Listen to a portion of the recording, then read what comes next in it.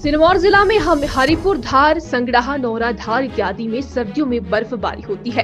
अभी हाल ही में हुई हिमपात में हरिपुर धार, चूरधार, नौरा धार में हल्की बर्फबारी हुई है।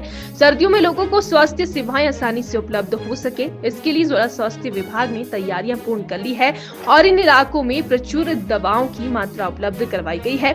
साथ ही समुचित स्टाफ की भी व्यवस्था की गई है।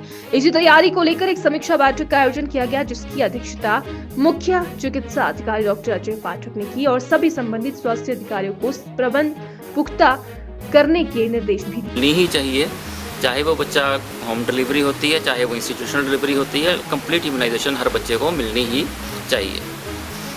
दूसरी चर्चा विंटर्स हैं, जैसे आपका हरिपुर धार एरिया है, कुछ एरियाज़ हैं जहाँ बर्फ़बारी भी हुई है, जहाँ सड़कों में फिसलन हो गई है, तो वहाँ ये निर्देश दिए गए हैं कि उन एरियाज़ का खास ध्यान रखा जाए। हमारे स्टाफ की अवेलेबिलिटी वहाँ पूरी रहनी चाहिए और उसके साथ साथ वहाँ पे दवाइयों का भंडारण उचित रहना चाहिए, ताकि किसी भी तरह से मरीज़ को परेशानी ना हो और उसे अगले इंस्टीट्यूशन में ऐसे हालात में ऐसे उसमें ना जाना पड़े।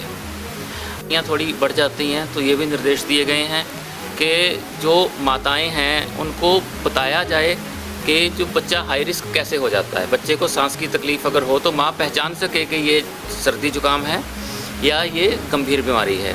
अगर बच्चे की पसली धंस रही है, बच्चे की सांस बहुत तेज़ चल रही है, तो इसका मतलब है कि बच्चे को निमोनिया हो रहा है और बच्चे को अस्पताल में दिखाना चाहिए और उसे पूरी की पूरी दवाई दी जानी चाहिए।